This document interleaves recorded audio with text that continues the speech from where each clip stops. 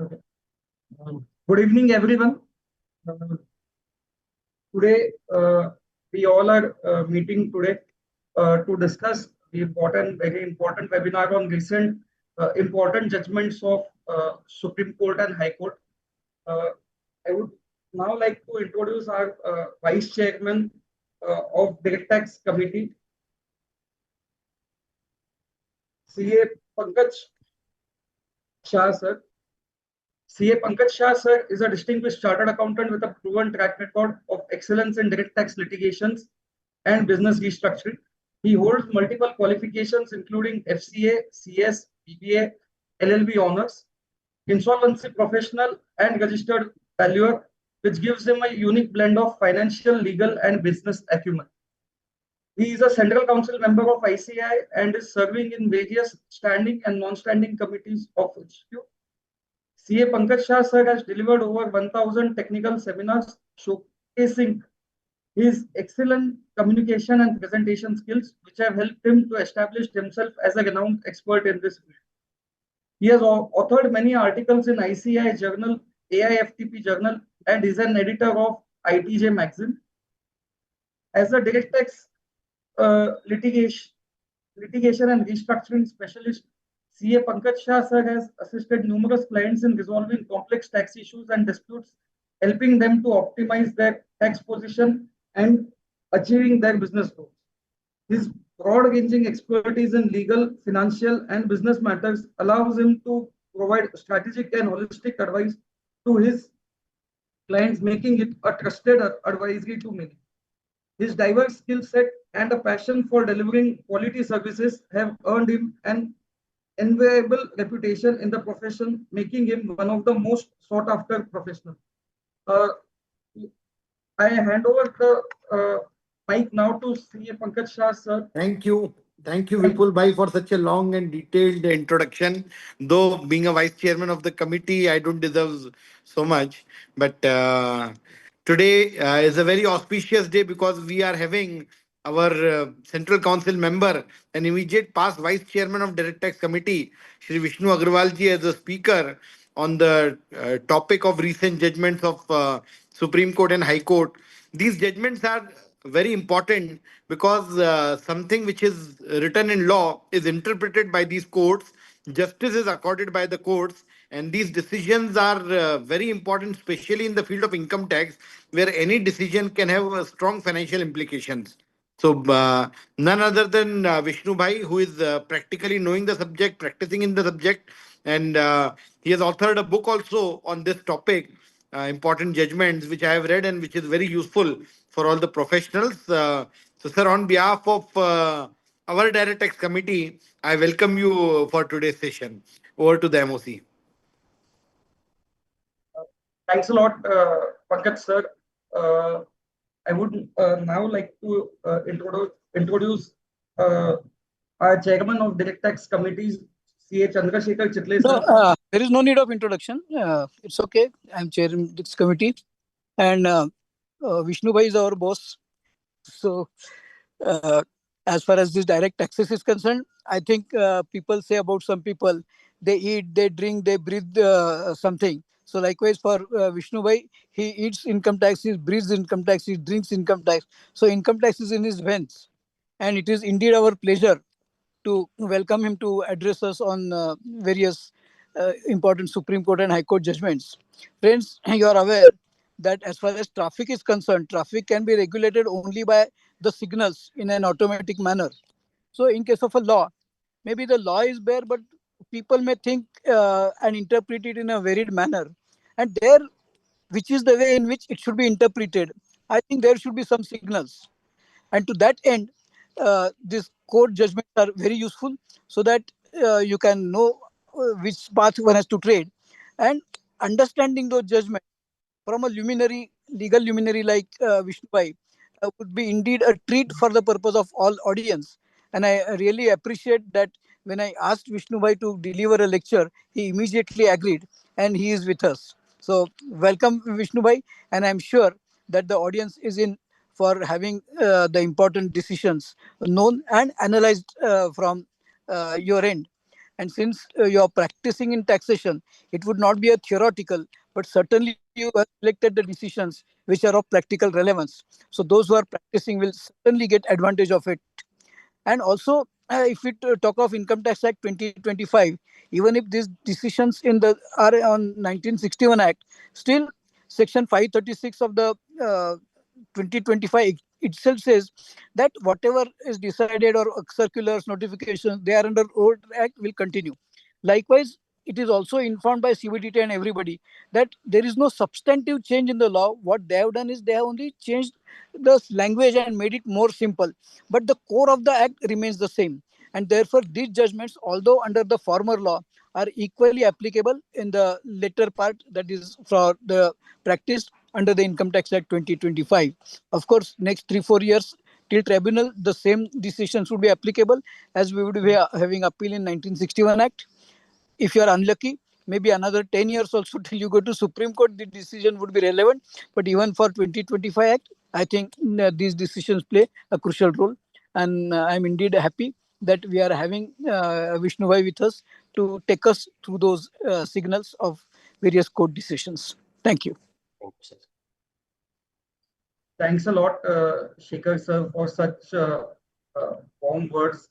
That has helped make my job much more easier. And thanks a lot, sir. So, a brief introduction about our today's speaker, CA Vishnu Kumar Agarwal, sir. Sir is a distinguished chartered accountant and a Central Council member of ICAI for the term 2025 to 2029. He currently serves as a chairman of the Peer Review Board and vice chairman of the International Taxation Committee. Sir is also nominated to be the standing committee of ICAI. Sir is also a board member, that is director of ICAI Accounting Research Foundation and Institute of Social Auditors of India. With over 20 years of professional experience, Sir specializes in search and survey proceedings, Benami and black money proceedings, IT-80 proceedings, and income tax litigations. A sought-after speaker and author, Sir's book, Landmark Judgment of Income Tax, is a valuable resource for tax practitioners. Sir is dedicated to the growth of the profession, policy advocacy, and capacity building in the accounting community. Sir has previously served as chairman of WIRC during the tenure 2017-2018 and was a regional council member from 2010 to 2019. Sir is also deeply committed to social services, being associated with organizations like Lions Club of Mumbai, RVJ Alumni, and Vasai CA Hostel Alumni, Bharat Vikas Parishad, and Rajasthani Seva Samiti, Shri Jain Mata Prachar Mandal, to name a few. Sir's balanced involvement in professional excellence and community services reflects his holistic vision as a leader and a change maker. His dynamic leadership, deep-rooted subject knowledge, and unwavering commitment to the professional continues to inspire peers and young professionals alike.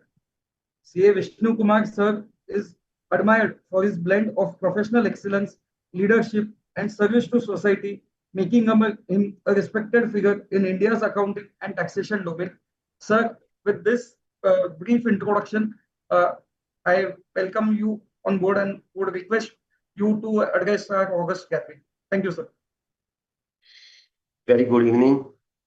Respected the chairman of the Direct Tax Committee, CA Chandrasekhar Chitleji from Pune, and vice chairman CA Pankaj Saji from Indore.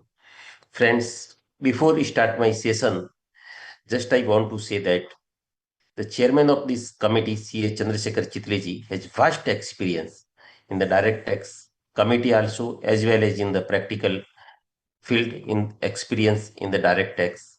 Friends, 3 times he has revised our guidance note of section 44 AB for benefit of my each and every member.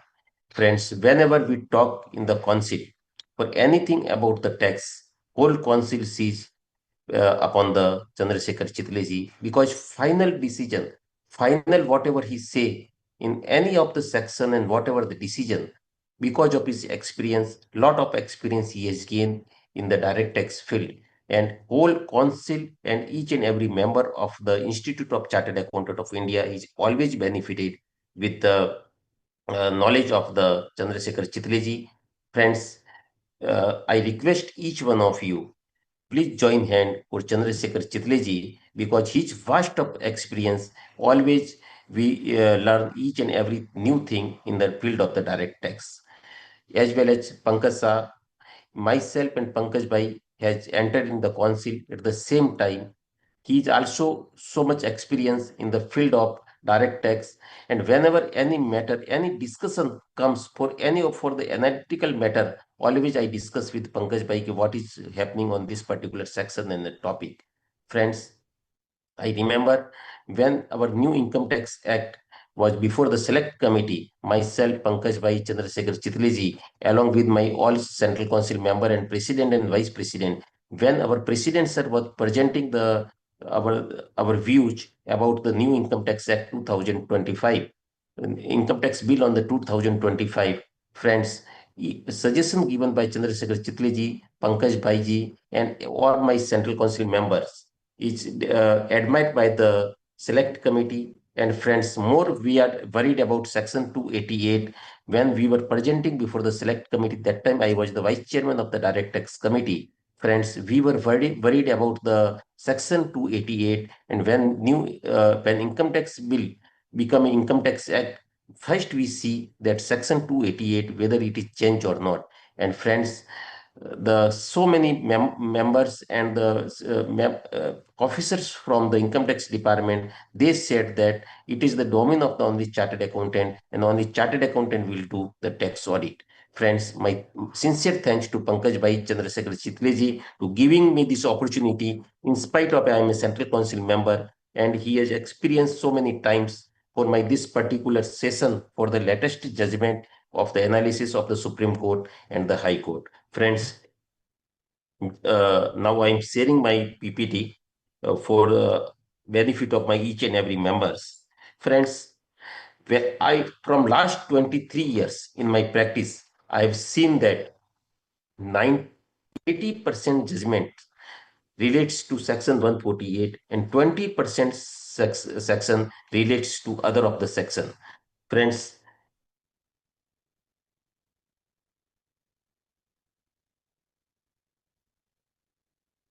in my last 20 years, I have seen that 80% judgments, 80% additions related to litigation under Section 148, and 20% litigation on the rest of the section on regular scrutiny assessment. Friends, 148 is the reassessment of the completed assessment. Either it is completed under Section 143.1 or is completed in Section 143.3, and either it is a reopening of the search matter. Either once the 148 is completed, again 148 is again the reopen matter.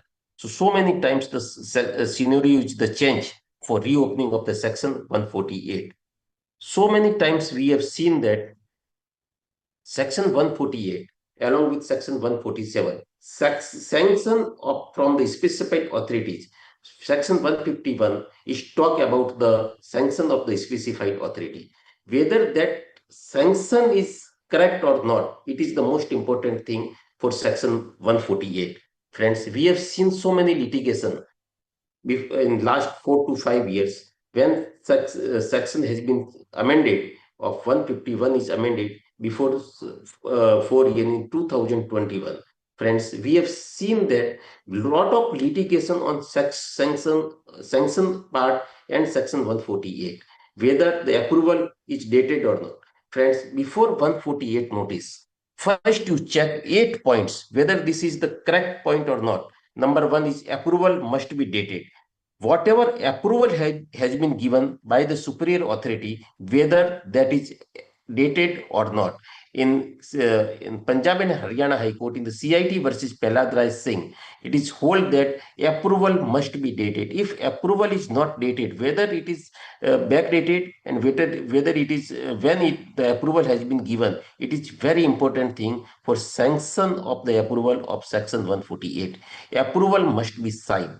Approval must be signed, whether it is digitally signed and whether it is a manually signed. But unsigned document has lost its strict efficiency, and therefore approval must be signed. In various High Court judgment, it is seen that where there is no sign, either digitally, either manually, that paper is the best of paper. Approval must be in relevant prescribed performer. Friends, the approval must be given in the performa whichever is prescribed by the CBDT, whichever is prescribed by the law.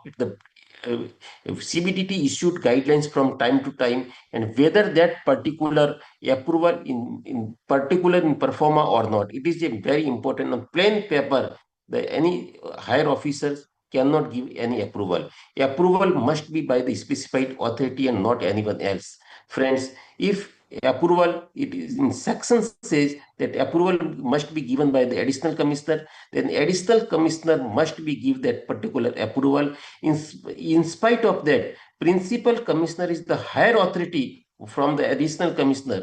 But if section says that only additional commissioner will give this approval, then if principal commissioner has given this approval, then it is bad in law. Friends, when principal commissioner has given and then principal chief commissioner has given this particular approval, whatever authority prescribed in particular case, in particular section, that particular authority must be given for the approval. Approval must be to prior relevant statutory action and not subsequent to the same. Friends, approval must be prior relevant action and not after that, and approval must be based on the correct facts to be stated in the performa. Approval always says that it is given on the correct facts, not any arbitrary fact. Friends, requirement of the approval, again it is very important that approval must be with the due application of mind. Friends, in the case of the CC Dangi and Associate versus ACIT, it is very important case of the Honorable Bombay High Court. It is seen that this is the chartered accountant firm CC Dangi and Associate.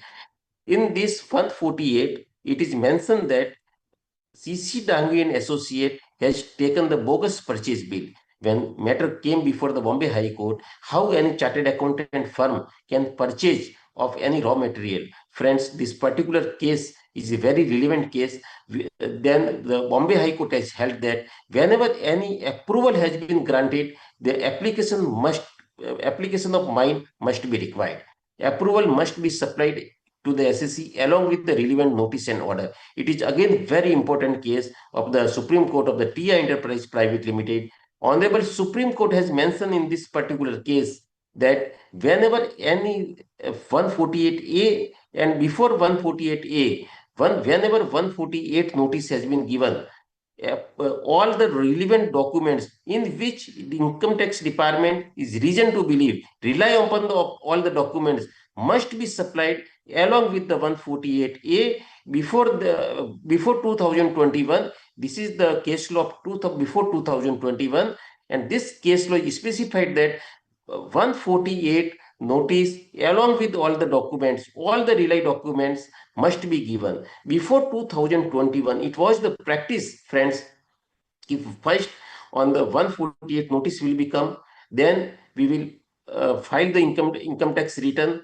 We will after that, after 148, we file the income tax return of the relevant assessment year.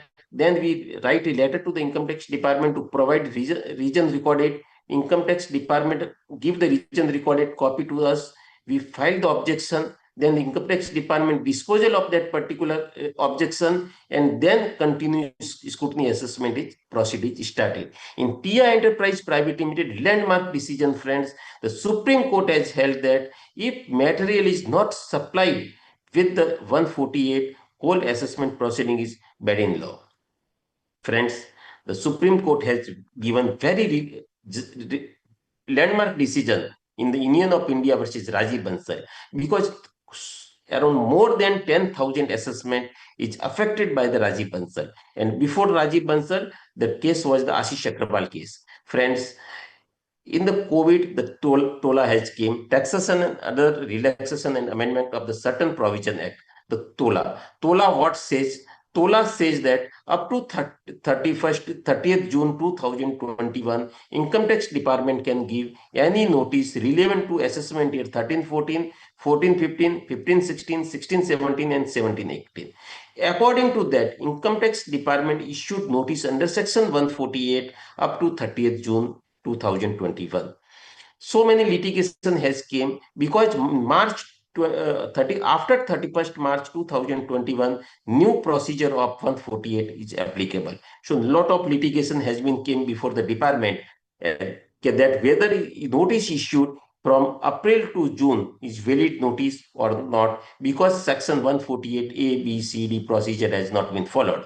Friends, the matter ultimately came before the Supreme Court, and Supreme Court has said that whatever notice issued under section 148, it is assumed to be as good as a 148 AB. And accordingly, all the assessment cases has been started. Again, litigation has came, and a Rajiv Bansal case is came. Again, Supreme Court has given the decision for the assessment year 13, 14, 14, 15, 15, 16, 16, 17, and 17, 18. According to Rajiv Bansal case, friends, the Supreme Court has said that if notice has been issued in the surviving time limit, then this particular notice has been valid notice. If notice has not issued in the surviving time limit, then this notice has not been valid notice. Friends, this particular slide is very important slide for understanding for each one of us. Friends, in this particular slide, the extended time limit for the issue notice under section 148 as per TOLA was 30th June 2021. My first line of this particular slide.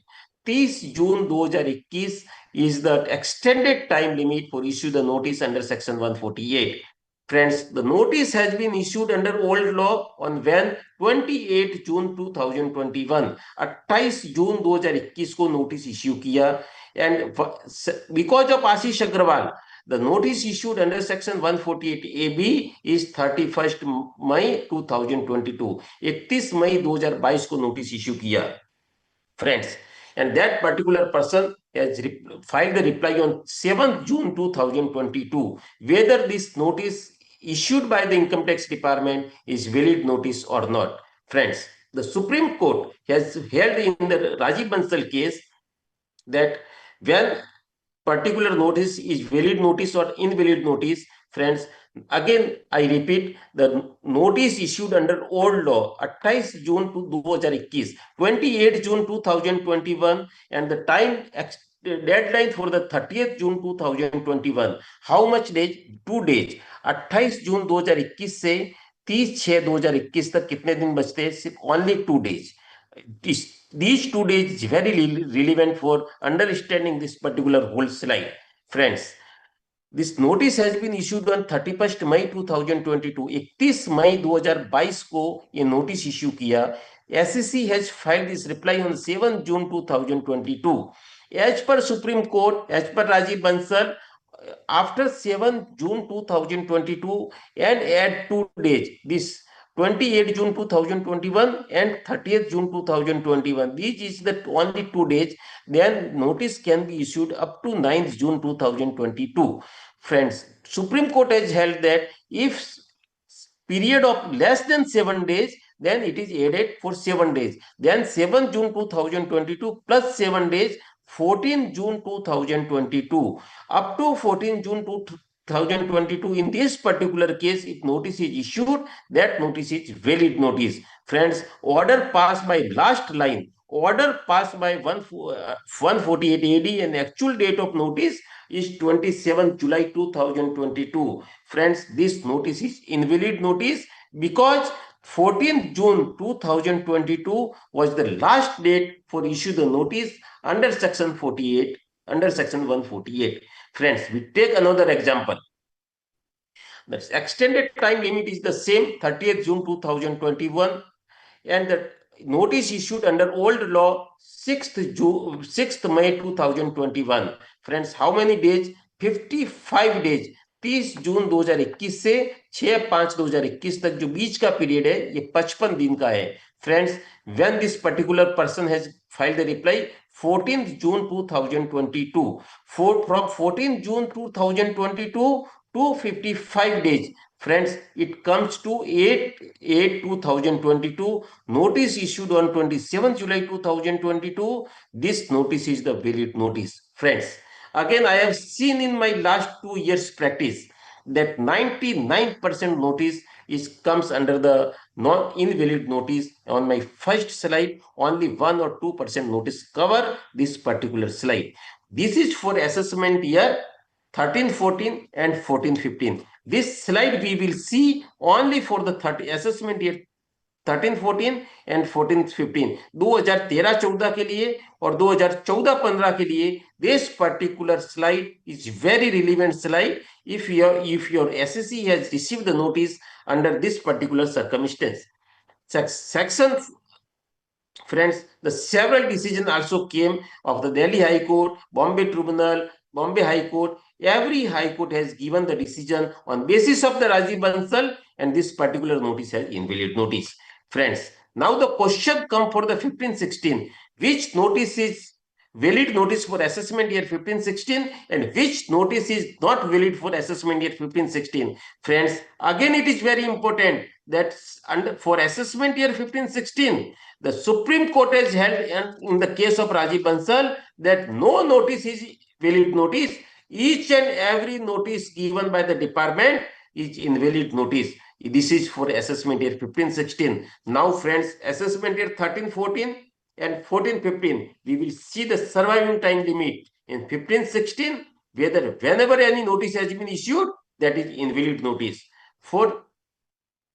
And various tribunal has given on the basis of the Supreme Court decision, and Delhi High Court has also given so many decisions, friends, on basis of the Rajiv Bansal Honorable Supreme Court decision covers by the Rajiv Bansal. Now question comes for the 16, 17 and 17, 18. Friends, 16, 17 and 17, 18 is again very important assessment year, because in this particular assessment year, what happened, friends, that approval required for the principal CCIT if case covers more than 3 years, and if less than 3 years, then approval required for the principal commissioner of the income tax. What happened in this particular case, friends? The notice issued of the 148AB, notice issued of the 148AB for less than 3 years, and approval is taken by the principal commissioner. And when notice issued for 148 AD, order issued of 144 AD, along with section 148 notice, friends, that crosses the particular financial year, and that notice is issued after 31st March, and then, friends, in that particular notice and order of 148 AD, approval was required for the principal chief commissioner of income tax. And friends, in that also case, that in 99% cases, department has taken the approval from the principal commissioner of income tax, and the Supreme Court has held that that approval is bad in law. In that particular case, if 148 AB, when notice has been issued, the 148 AB notice has been issued, the approval is the right from principal commissioner of the income tax. But when you issued the notice under section 148, because 3 years is crossed, then principal chief commissioner of income tax approval must be required. In crux, friends, for assessment year 13-14 and 14-15, just you see the survival time period, whether in that survival time period notice has been issued or not. For assessment year 15-16, friends, each and every notice is bad in law. For assessment year 16-17 and 17-18, just you see that on the final notice of section 148 and order of 148, who has given that particular sanction and who has given particular approval. It is very important for assessment year 16-17 and 17-18. Friends, so many relevant decisions of so many tribunals and High Court has given, and each and every order and notice has been quashed by the tribunal that this particular notice issued by the department is bad in law. Friends, again, very important thing for section 148, because lot of litigation is only and only in the 148. Friends, Requirement of conducting inquiry as per provision of section 148 is mandatory and the same cannot be waived merely because information was received by AO as per provision of section 135A. Friends, if any information, Bombay High Court has given very good decision that whenever any notice issued under section 148, friends, for the reopening notice issued by the 148, the conducting of the inquiry before issuing the 148A is very important. In this particular case, what happened, friends, when 148A notice has been issued, before that notice has been issued under section 133(6) for gathering of the information, the SSC has filed each and every information what is called by the assessing officer. Friends, but ignoring of each and every information, the assessing officer issued the notice under section 148A. SSC has filed the writ petition before the Bombay High Court, and Bombay High Court has said that as per notified and scheme under section 135A, in spite of that, if SSC has filed each and every information under section 133(6), and if you are not satisfied of that information, then again you call the information directly, you cannot issue the notice under section 148A. It is very important notice for relevant notice and given by the Bombay High Court.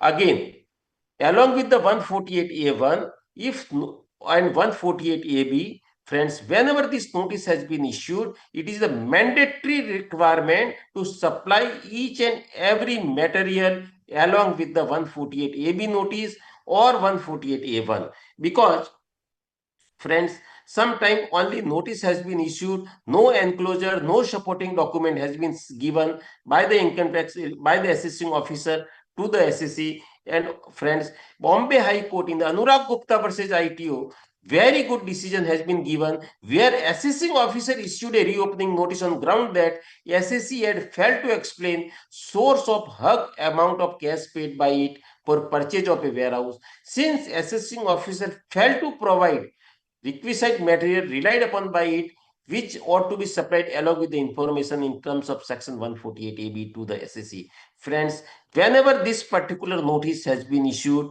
for section 148 reopening matter, each and every information, whatever the assessing officer has held with him, must be supplied with that particular notice. Otherwise, this is notice has been issued, it is bad in law. The Bombay High Court and various Delhi High Court has also given this decision where impugned order passed under section 148 relied upon a report prepared against SSC company which concluded that SSC has shown bogus purchase from bogus entities to supply profit of company and reduced tax liability. However, no such report was furnished basis for information on which assessment has proposed to be reopened. Friends, each and every information, if assessing officer has not given, friends, that particular notice is bad in law because we don't know on how circumstance and how the assessing officer is assuming for giving this particular notice. Friends, so Jharkhand High Court has also given the same decision where the assessing officer issued a notice under section 148 on ground that SSC, a charitable cum religious trust, was included in the real estate activities. Assessing officer failed to provide details uploaded on the Insight portal. On Insight portal, whatever detail the investigation wing or any other agency has uploaded, that information is not given under with section 148 notice, and the notice has been quashed and set aside. Friends, in the same way, this particular decision, so each and every decision I will not discuss because of the time limit also. Friends, now the question comes for the non-existing company, notice issued upon the non-existing company and the dead person. Friends, in so many cases, we have seen that the company has been amalgamated with another company, the person has been dead, in demerger company where partnership firm has been dissolved, LLP has been dissolved, whether notice has been issued by the department on the non-existing entity, whether that notice is the valid notice or not. In 5 to 6 notices when come, one notice come on the non-existing entity.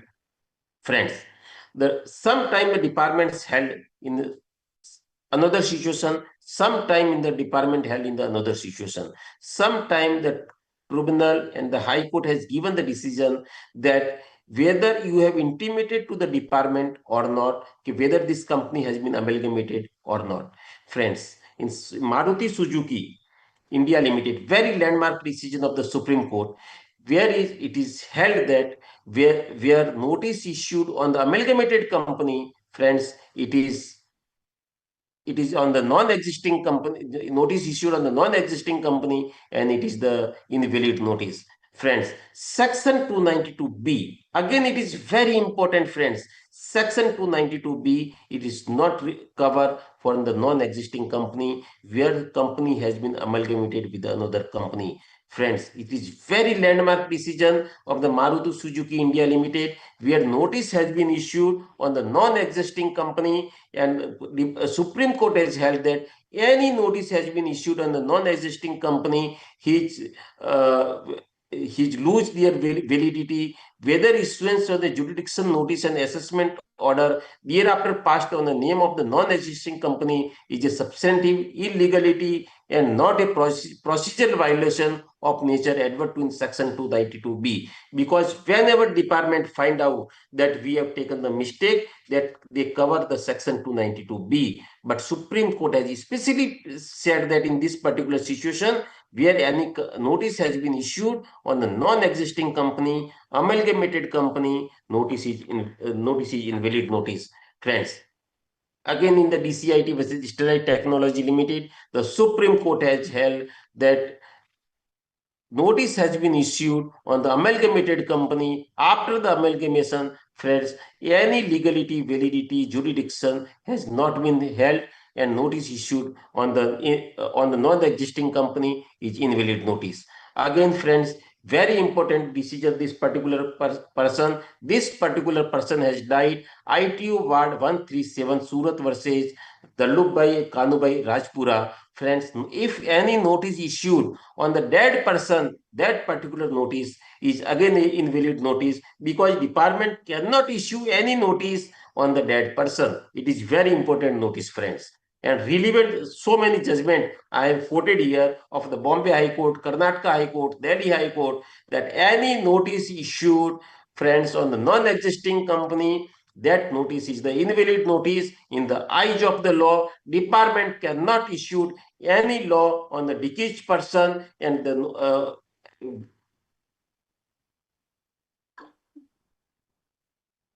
department cannot issue any notice on the deceased person after the amalgamation on the original company where they have lost their identity. If any LLP has been strike off and wind up by the partners, the notice cannot issue on that particular LLP. So it is very important for the legality ground. Friends, cross-examination. Cross-examination is the important thing, not only in the income tax, either in the GST also, and any of the act, whatever act we are cases we have argued.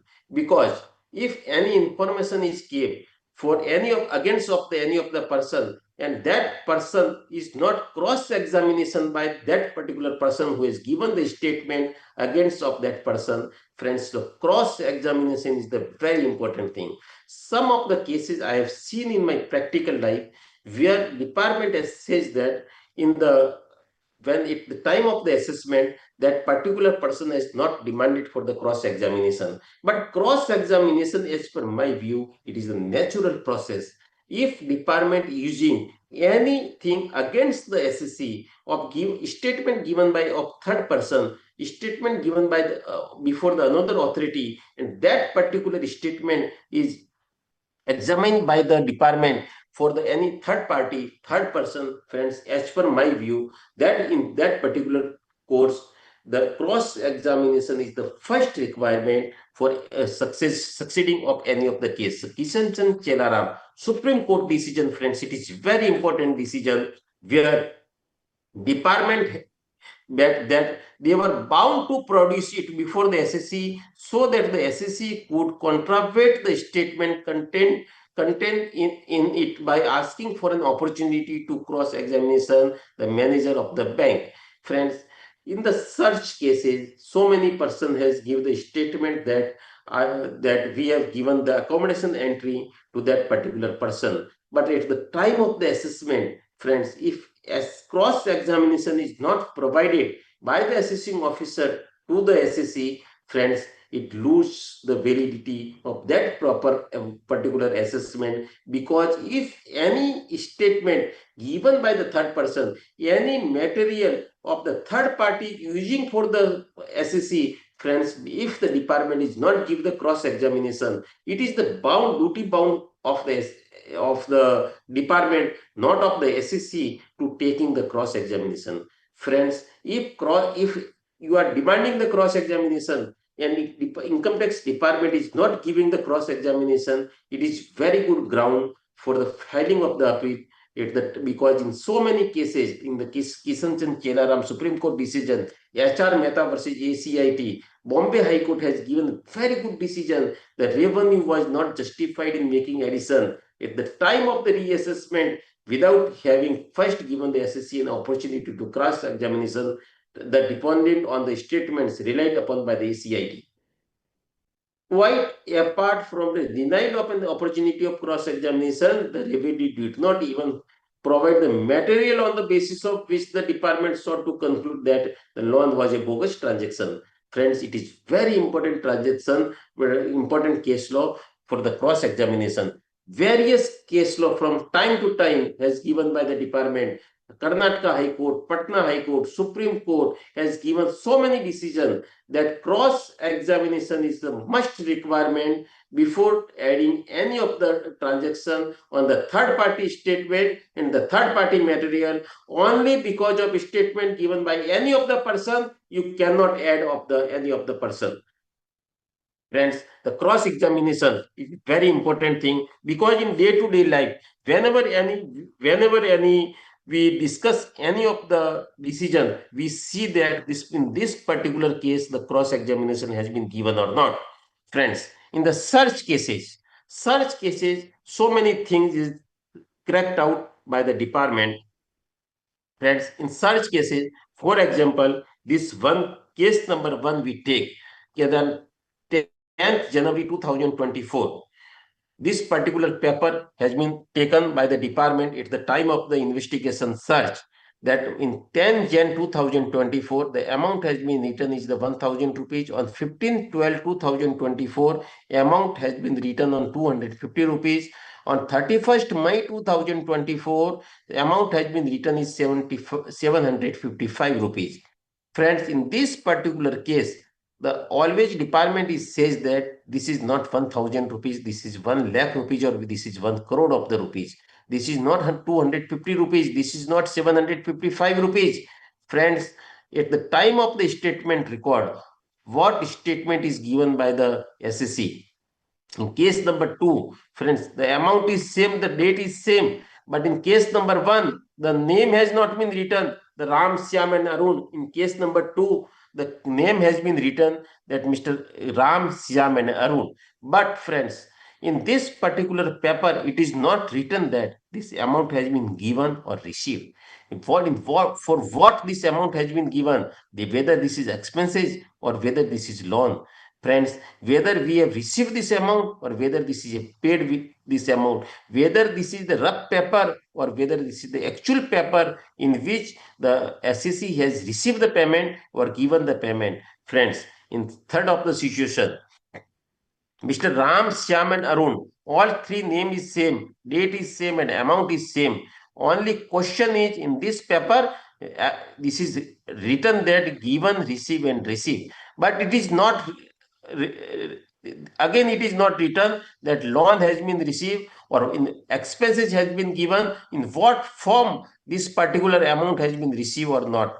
Case number 4, friends, if you see that Mr. Ram, Syam, Hari, Lucky and Hari, friends, this amount 10,000 rupees is received, 2,000 rupees is expenses, 1,000 rupees is loan given, 2 lakh is loan given, 1 lakh rupees is the loan given, and 2,000 rupees is interest on land. Friends, in this particular case, if again we see the case number 1 where there is no name has been written, Case number 2, name has been written. Case number 3, given, receive is written. In case number 4, more bifurcation has been written.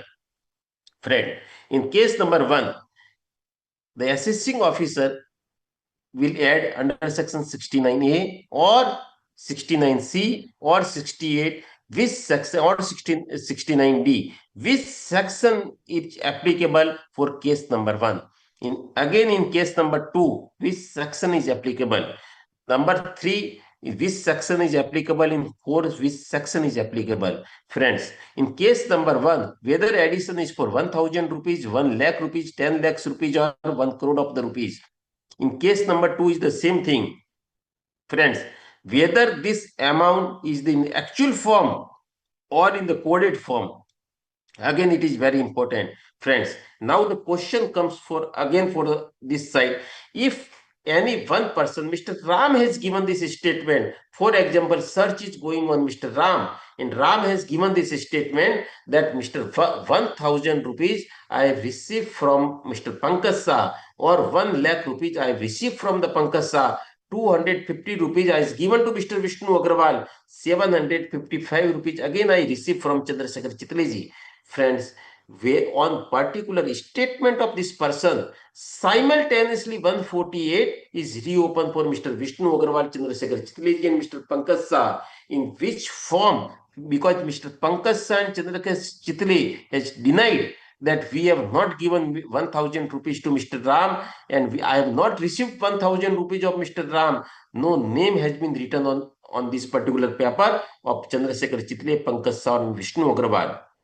In case number 2, the name has been written Mr. Ram, Shyam and Arun. But who is Mr. Ram, Shyam and Arun? It is not mentioned. There are several Ram, Shyam and Arun in the India. Friends, in same way, in case number 4, this is written that Mr. Hari loan has been given, Mr.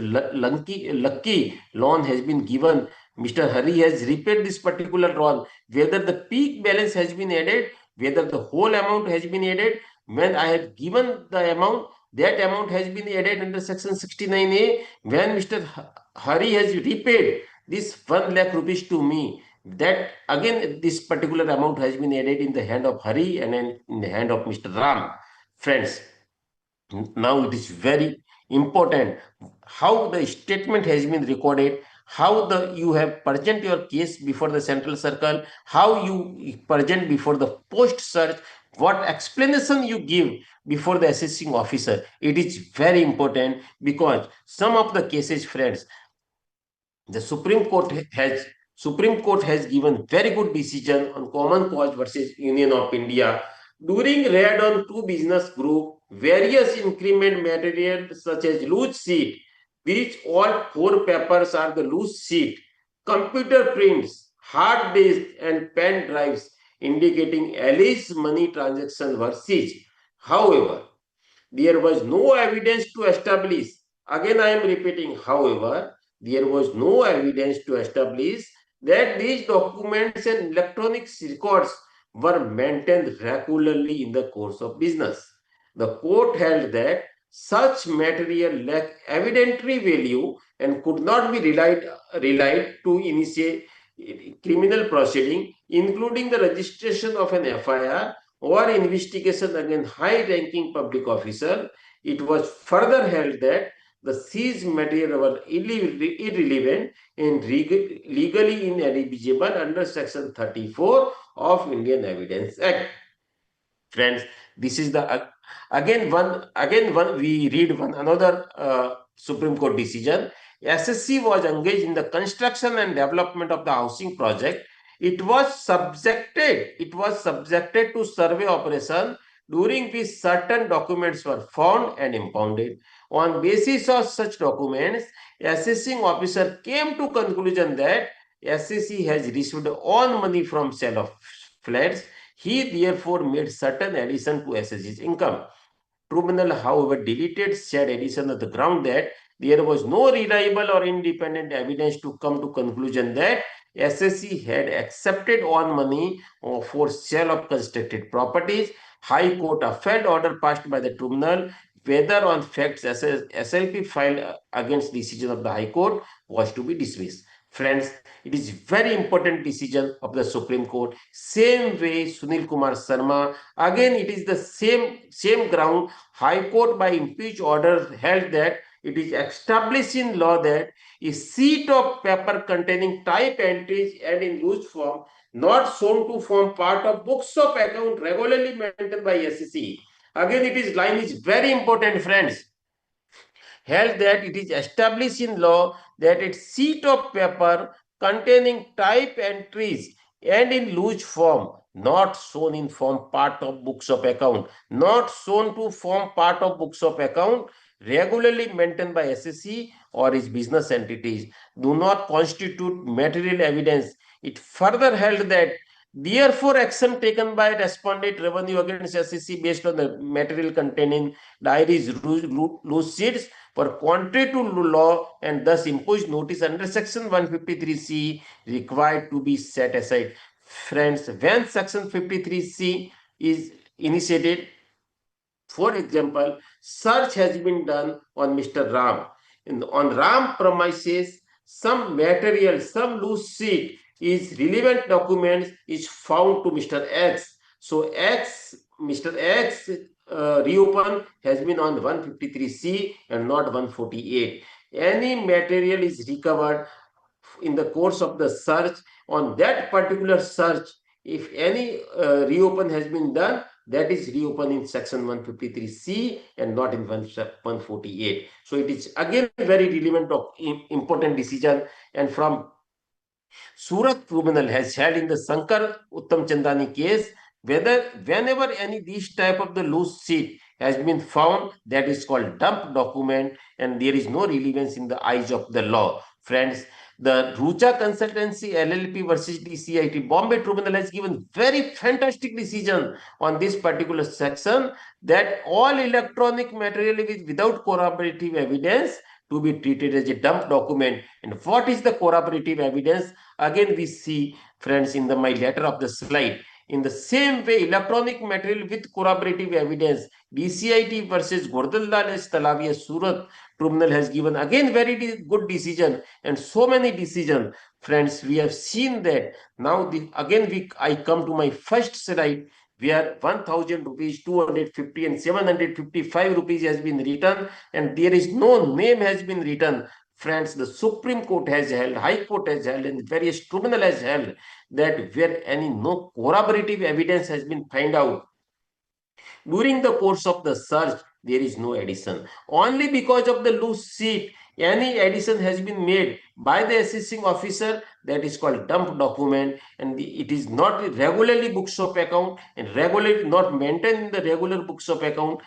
So it is not relevant in the eyes of the law. Friends, of the Common Cause versus Union of India, PCIT versus Nissan Construction Private Limited, very important, very good decision, friends. In Sunil Kumar Sharma, again Supreme Court has held that recovery of loose sheet paper, friends, nothing, and it is dump document. It is not admissible under the course of the assessment proceeding, and all loose papers, these type of the loose papers which is found during the course of the search, friends, the various tribunals, Supreme Court and High Court has held that all loose papers found during the course of the search to be treated as a dump document. Friends, so dump document, it is very important.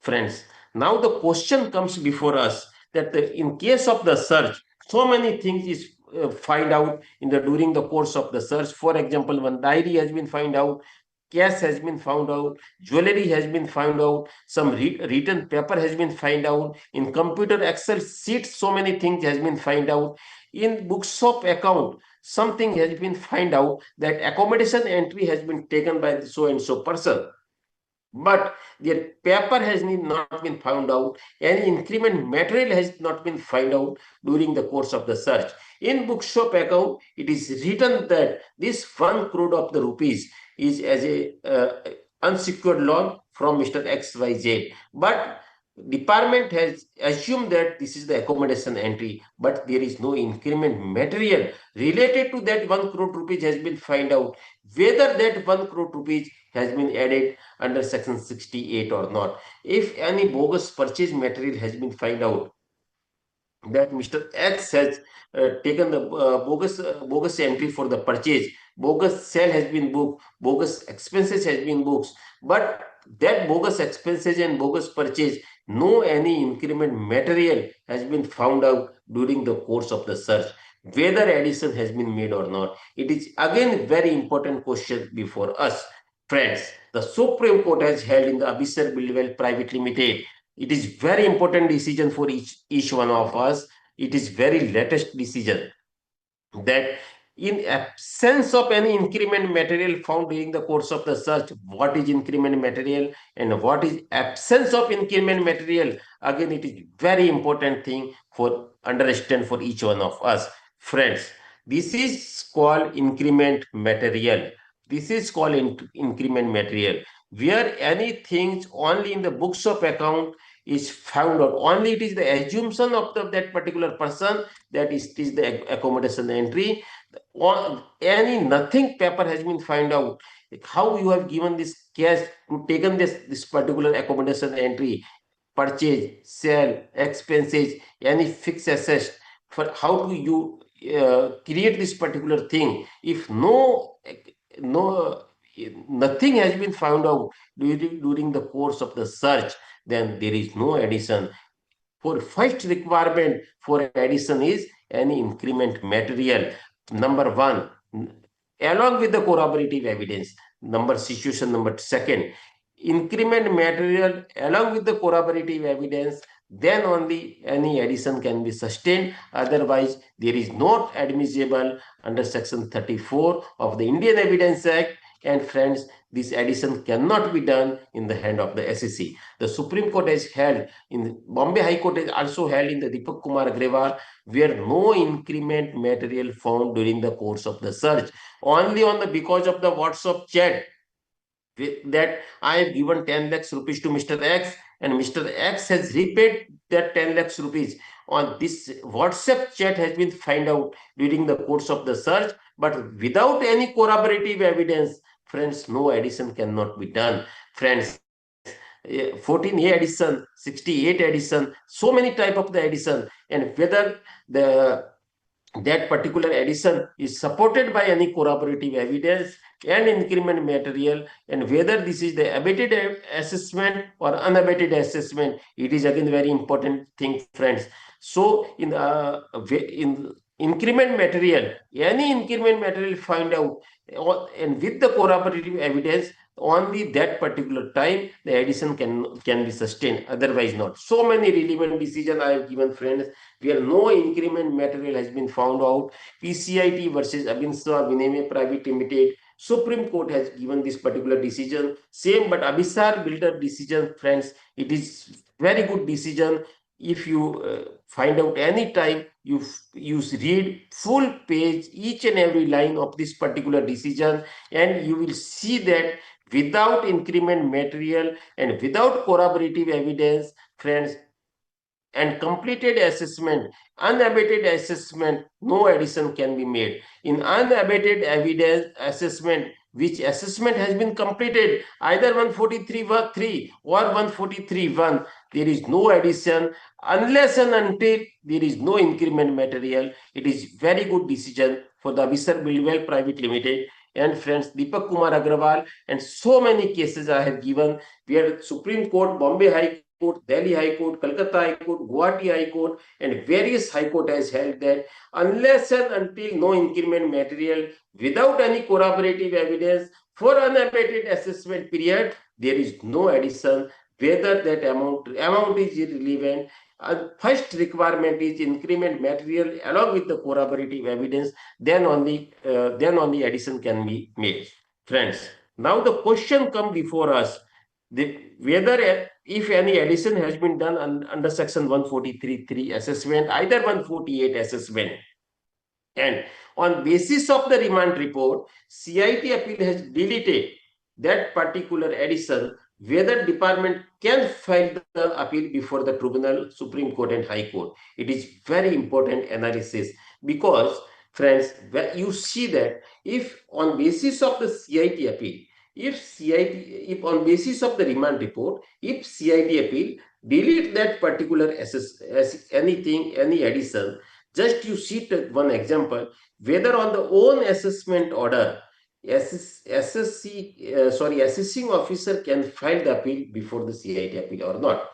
Friends, if there is no addition in the assessment order, whether assessing officer can file the CIT appeal, or if any addition has been made, for that addition, who will file the CIT appeal? The SSC will file the CIT appeal, not department.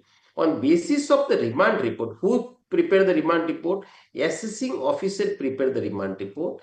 On basis of the remand report, if CIT appeal deleted the addition, whether the department can file the appeal before the tribunal or not, it is the question mark before us. Friends, in Jeevan Lal Prasupati Das versus CIT, the Bombay High Court has held that no appeal can be filed by department against CIT appeal order if such order is passed on basis of the remand report. Very good decision, friends. Whether on appeal to tribunal can only be taken against a part of order against which department can be said to be feeling aggrieved. During the course of assessment, ITO made addition to the return income of SSC as part of the branch profit of SSC arising from its branch at R. While file against said addition was pending, a settlement was arrived between SSC and department agreed to delete said addition. Accordingly, when AAC decided appeal, ITO concerned deletion of the said amount and AAC recording that concession deleted that amount. However, subsequently department appealed to tribunal against said deletion by AAC. Whether it was impossible that department could be treated as being aggrieved by that part of the order so as to be entitled to take an appeal to the tribunal. Friends, whether therefore tribunal had no jurisdiction to deal with said deletion in face of the ACS statement that ITO had concluded point and had no objection to exclusion of that amount from assessment. Friend, ITO himself prepared the remand report, and on that particular remand report, how can he file the appeal before the tribunal and the High Court? When he himself is saying that this addition cannot be done, how can he file the appeal before the tribunal? If we understand that his own order of the assessment order is filing the appeal on the deleted amount, friends. So on the basis of the remand report, friends, if CIT appeal delete any of the addition, so tribunal cannot file the appeal as per view of the Bombay High Court. The same view has been given by the Calcutta High Court in the PCIT versus Ambition Agencies Private Limited. Entire sum of the share capital along with share premium was added back as unexplained cash credit under section 68. On appeal, SSC contended that assessing officer committed an error. On appeal, SSC contended that assessing officer committed an error in treating entire share capital as undisclosed cash credit in the absence of proper opportunity to provide editors. Commissioner appeal found that assessing officer did not make any serious attempt to serve notice on SSC and thought fit to call for a remand report. In the remand report, after examination of all said application, assessing officer has concluded that transactions with all shareholders were duly cross-verified and found in order, and thus Commissioner appeal deleted addition. Tribunal upheld view taken by the Commissioner appeal, whether in absence of any material available with revenue to discard remand report, order deleting addition under section 68 was justified. Friends, on basis of the remand report, if any addition has been done by the assessing officer, friends, it is very important that addition cannot be done, appeal cannot be filed by the department on the deleted amount in the remand report. Friends, in Srimati B. Jayalakshmi versus ACIT, the Madras High Court has also taken the same view that on basis of the remand report, if anything, if department is filing the appeal, it is bad in law. The Bombay Tribunal, Ahmedabad Tribunal, and various tribunal has given the decision from time to time. And friends, we have given only the example on this particular thing. Friends, now the long-term capital gain. Again, it is very disputed thing before the department, whether there's always the SSC has says that my long-term capital gain on the my long-term capital gain is the genuine. Department says that is the penny script and it is the transaction between two persons as arranged transaction, and friends, it is the bogus long-term capital gain, and all the exemption you have taken for the long-term capital gain is denied and added under section 68. Sometimes it is added under section 69A. Friends, it is very important to see now this particular analysis. We take the example when long-term capital gain arises, and what department has taken the view and what SEC has taken the view from time to time. All the case law, friends, what we are discussing here, only I'm discussing the favoring case law of the SEC. Same time, something on, for example, on long-term capital gain, some decision in the favor of the department, some decision in the favor of the SEC. So fact to fact, case to case, friends, it is dependent upon the case law that what paper is submitted before the assessing officer, CIT appeal tribunal, Supreme Court and High Court. On that basis, that particular court has given that particular decision. Friends, in penny stock, situation number one, where purchase is offline, sale is by the stock exchange. Number two situation, purchase is from online and sale is from the stock exchange. Purchase in the private placement, for example, today I have purchased some company, say that company has been amalgamated with the listed companies. You have get the listed company share and the sale is from the stock exchange. Friends, I have taken the shares in the private placement 5 years back, 2 years back, and that company is listed after 2 years or 5 years with the stock exchange and sell through the stock exchange. Sometimes the shares has been purchased by the broker and sold through the stock exchange. Shares are purchased in the physical form and shares sell into the demat form. Purchase in the demat form and sell into the demat form. So there are various situations for the long-term capital gain. Friends, now we take one by one example. In the Bombay High Court, Indravardhan case, it is given very important decision, friends. Very important decision has been given. 1 second, friends.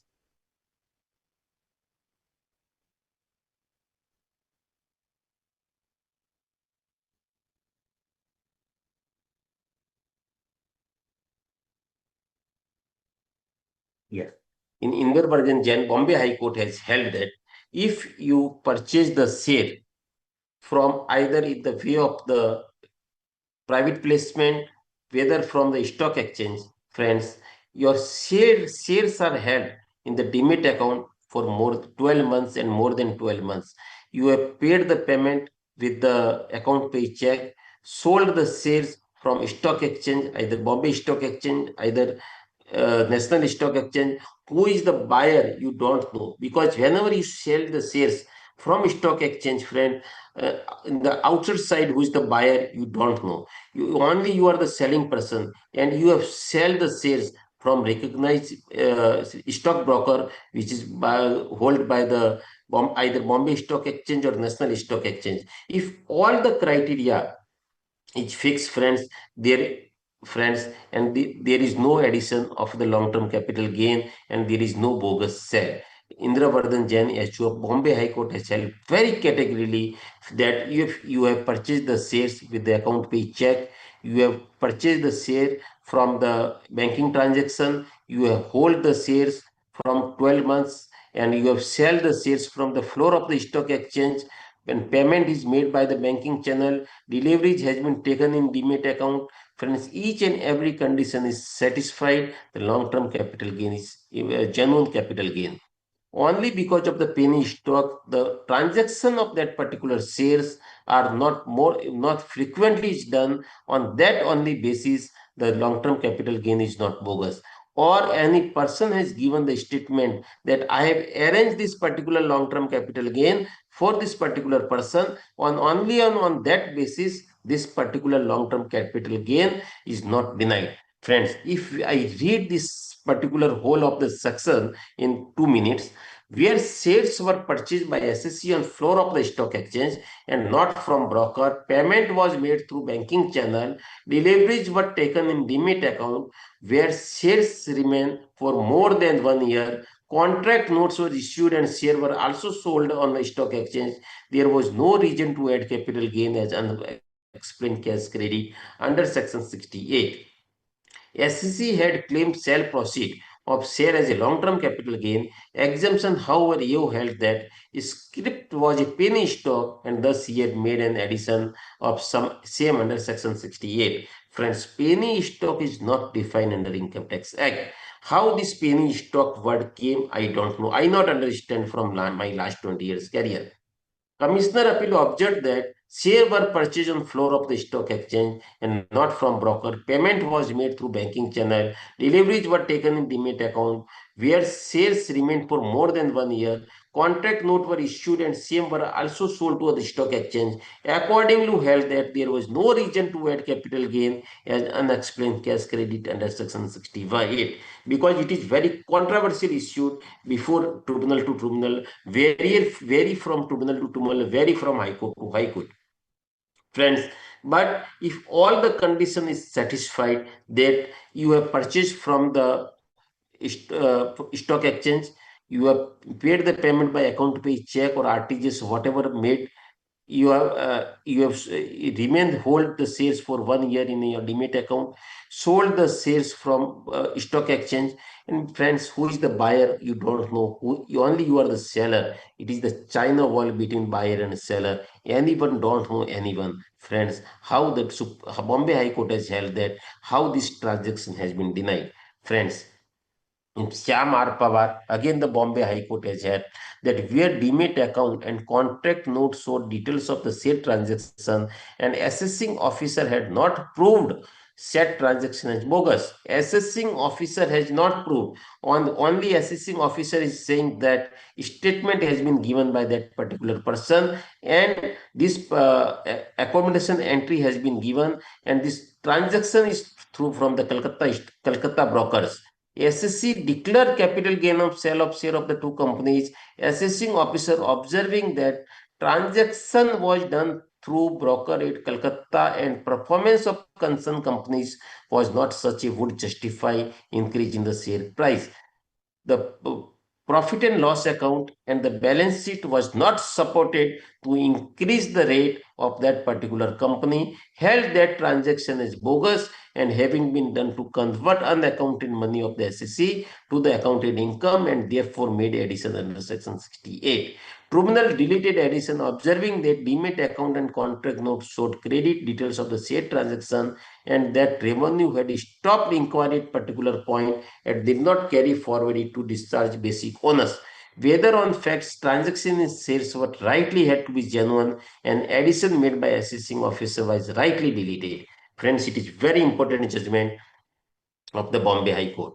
Friends, the Supreme Court has also given the decision. SLP dismissed against order of the High Court where SSC sold shares after holding same for more than 7 years and claimed long-term capital gain as exempt. However, assessing officer disallowed exemption and made addition under section 68 on ground that SSC made transaction in penny stock. This penny stock words is very important since proximity of time between buy and sell of shares could not be considered as an accommodation entry. Friends, the what is the buy and sale of the shares could not be considered as a proximity of time, and you understand or not, just I explain because we are in the virtual mode, friends. I put there any transaction for sale on 7:13, 7:13 पे मैं कोई transaction डालता हूँ cell करने के लिए और 7:13 पे fraction of second if anyone purchase that particular share only of the time is matching, friends. There is no ground for the addition of that particular thing in any of the section, friends. And again, in the Supreme Court has held that PCIT versus Renu Agrawal, SLP dismissed against order of the High Court that where AO disallowed exemption claim by SEC under section 1038 and made addition alleging involvement in penny stock which were being misused for providing bogus accommodation of long-term capital gain. However, there was lack of adverse comments from stock exchange and official of the company involved in this transaction, and no material relating to SEC was found in investigation wing report. Friends, in short, in crux, if I say for the long-term capital gain, because there are various decisions of the various high court and various tribunal. Friends, in crux, I say if you are purchasing the share with the account pay check, either through the stock exchange, either through the off market. Number one, if you are selling the shares from stock exchange, selling the shares is very important. STT has been paid for the stock exchange, friends, and who is the buyer of that particular share, you don't know. Who is only you know the seller, because you are himself is the seller. Time is not important, that you are punching that particular selling sell a particular time, and buyer is also same time he is purchasing that particular share, but time is not again important. And friends, you don't know who is the buyer. In your debate account, 12 months shares has been held either in the physical form or in the demat form. Sometime it is happened that 6 month physical shares has been happened and 6 month demat has been happened, and if you prove that from ROC data and anything that these shares you are holding 12 months, because the company has also issued the shares before 12 months, he is filing so many data because of the public domain in the ROC, and so many where public share registrar is there, and he proved that shares are held by you for more than 12 months. Friends, the department is categorically held that this long-term capital gain is the genuine capital gain. So many decision, friends, we have given for the this long-term capital gain. Friends, again, now the question has been come for the share capital and the share premium. Because in section 68, where identity, creditworthiness, and the genuineness, all the three ingredients of section 68 has not been proved, the department is said that this particular share premium, share capital is the accommodation entry. Sometime on the some person has given the statement that I have given only this particular accommodation entry to that particular person, and the department has added back of the investigation wing report or any other third party report, and any third party statement has been given at the time to time that I am giving only the accommodation entry. Sometime the section 131 summon has been issued, 133 notice has been issued, and that summon has been not been replied, the 133.6 notice has not been replied, and the person who is giving money to you, their credit worthiness has not been proved, the genuineness is not proved, on for what purpose you have received that particular money and what purpose you have utilized this particular money. When section 68, the three ingredients, identity, creditworthiness, and the genuineness, all the three ingredients is not satisfied before the assessing officer, friends, the assessing officer added this particular share application money, share capital, and you have charged the high premium. That in that situation also, the assessing officer has doubt that this particular money is the accommodation entry, and they added under section 68. The lovely export, Supreme Court.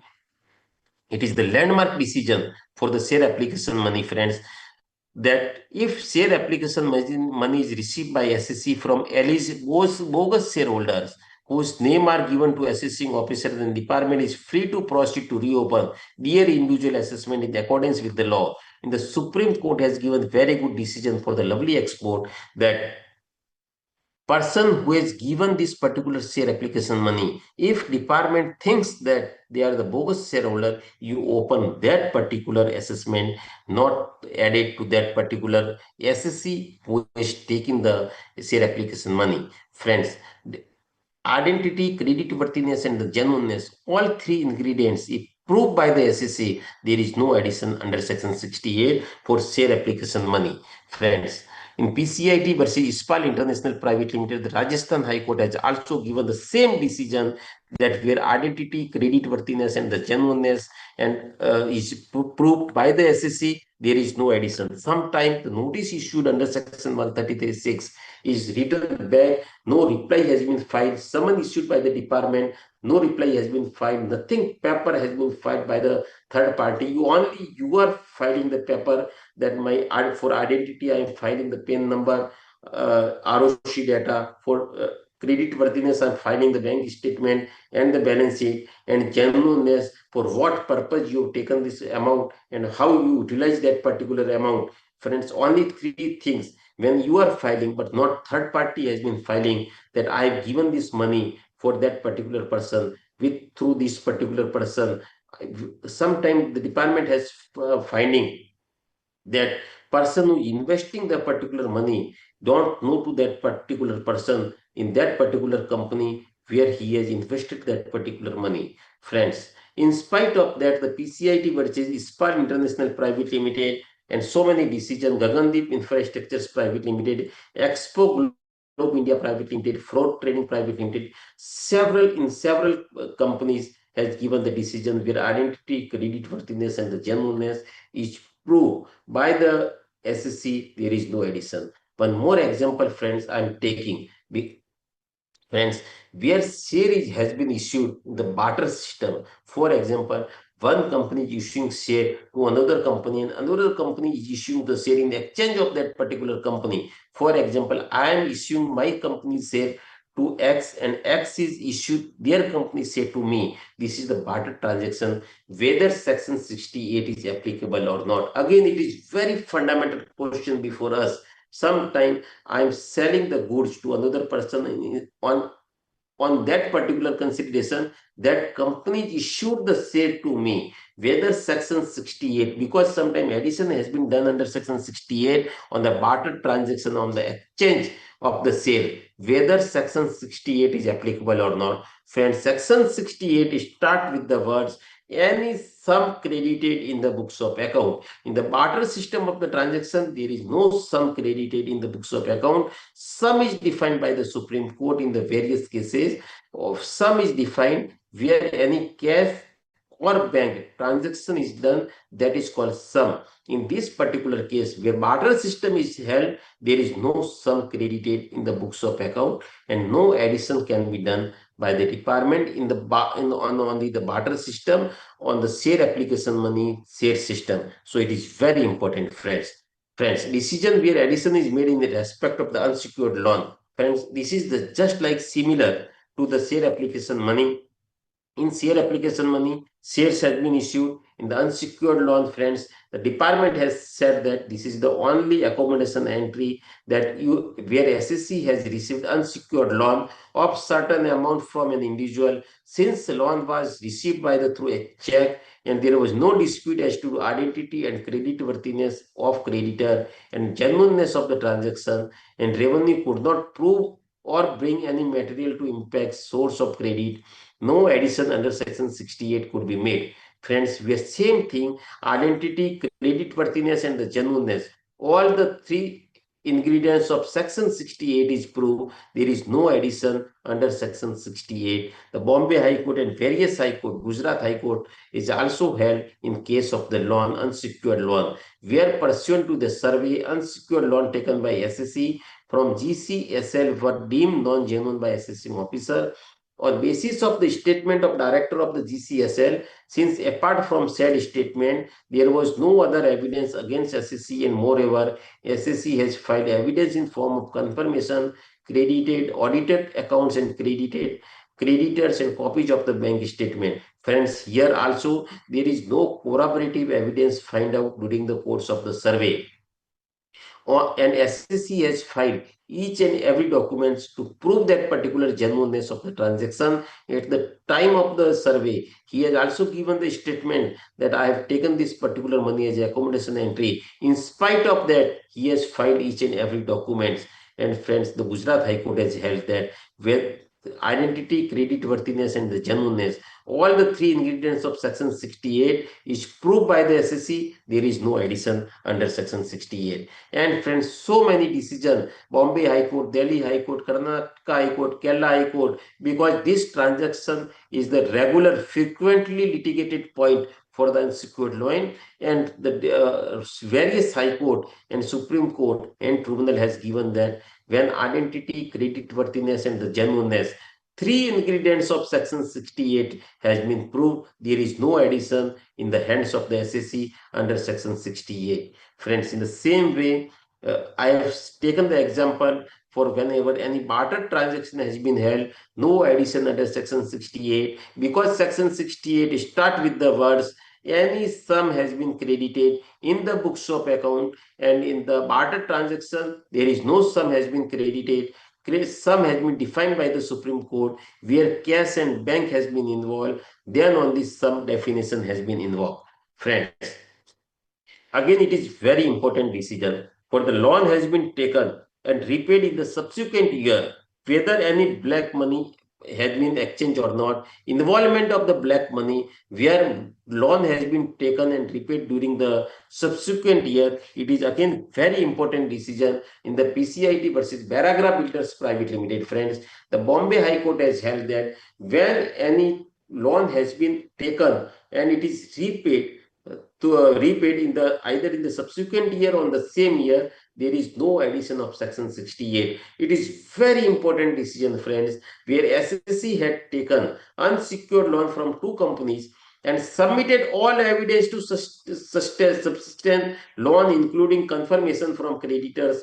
Loan was taken and repaid through banking channel. Assessing officer was not justified in treating said unsecured loan as a fact and unexplained cash credit. Friends, so many my audience participant it's already held already understand this type of the transaction, because in the day-to-day activity they also appear before the tribunal and assessing officer and the CIT appeal. Friends, when identity, credit worthiness and the genuineness, all the three section of all the three ingredients of section 68 is proved before the authority, the addition cannot be done. In this particular case, friends, again we go ahead. SSC company unsecured loan from two companies on basis of the statement of one PKJ recorded during search and seizure operation that he had a provided and accommodation entry to SSC. Friends, this Mr. PKJ was the entry provider person. In the search statement on Mr. PKJ, he has given the statement that I am an entry provider and my whole business is giving the only and only accommodation entries. That particular unsecured loan has been repaid. Friends, there is no corroborative evidence find out only because of the statement of Mr. PKJ. The addition cannot be sustained. Assessing officer treated their said loans as a fact, whether since SSC has submitted all evidence to subsequent loan took in question, including confirmation from creditors, loans were taken, repaid through banking channel. Assessing officer was not justified in treating and said unsecured loan as a fact and making addition of interest paid on said loan is SSC's income. Friends, this is very important decision where entry provider has given the statement before the investigation wing during the course of the search and seizure that my total business is on the entry provider. But Bombay High Court has held that, friends, if confirmation, if amount has been repaid, interest provision has been done, balance sheet is also given, confirmation has been also given, ITR of that particular person has been given, this amount has been confirmed under section 133(6), summon has been replied. Friends, addition cannot be done because all the three ingredients of section 68, identity, credit worthiness and the genuineness, is proved during the course of the search. Addition under section 68 in respect of the unsecured loan repaid subsequently. Again, friends, it is very good decision of the Andhra Pradesh and Telangana High Court that Mr. SSC received loan of rupees 10 lakhs from one JV and same was repaid by bank transfer. Assessing officer added loan amount as an unexplained credit on ground that identity of the credit was not proved. However, copy of the bank account statement of JB stated to have been obtained by assessing officers showed that sum of rupees 10 lakhs was withdrawn from his bank account and transferred to SSC's account, and later a sum of rupees 10 lakh was credited. In short, friends, I want to say that where identity, credit worthiness, genuineness, and all the transactions from banking channel, friends, section 68 addition is not done for the unsecured loan. So many other decisions I have quoted here, friends. Friends, addition in the cash deposit at the time of the demonetization period. Again, it is very important decision, friends. We have so many cases is we are discussing in the tribunal, and so many cases we have seen at the time of the demonetization that person has deposited the cash and in this bank account, and they have friends, there are 3 to 4 type of the situation where cash has been deposited for sale of the any particular goods, either gold and any of the things. And SSC has declared that particular sale as a sale in the profit and loss account.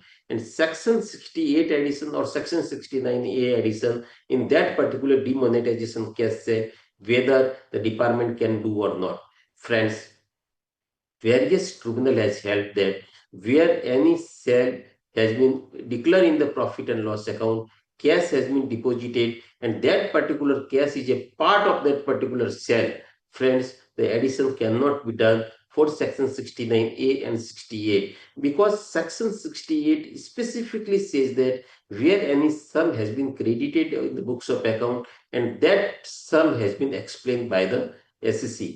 Here the sale is cash is explained as a sale of that particular goods. In Section 69A, where any unaccounted money, friends, when any cash has been explained by the SEC that this is the for sale of some goods, how question comes for Section 69A where cash is unaccounted and any unaccounted money has been added under Section 69A.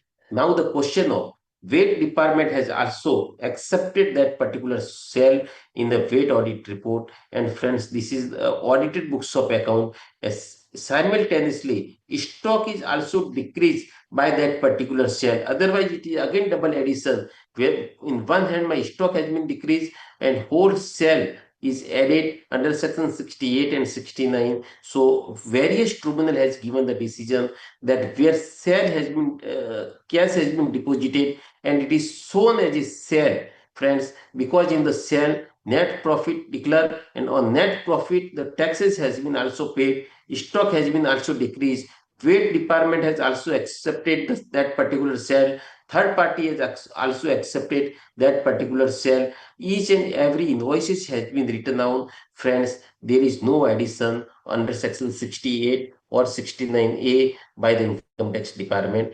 Various in demonetization period there are 2 type of the addition under Section 68 and under Section 69A. Friends, in this G Bangles Private Limited, the addition is for 69A.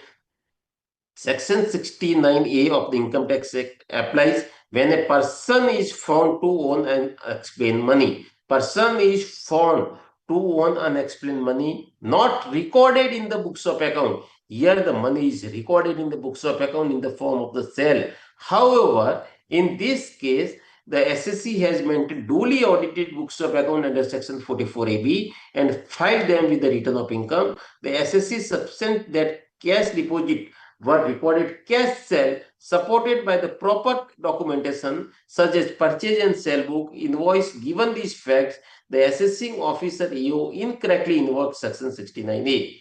The Commissioner of Income Tax Appeal rightly concluded that Section 69A was not applicable. Friends, Section 69A is applicable where any person is found to own unexplained money. Otherwise, Section 69A is not applicable because these all sales is the recorded in the books of account.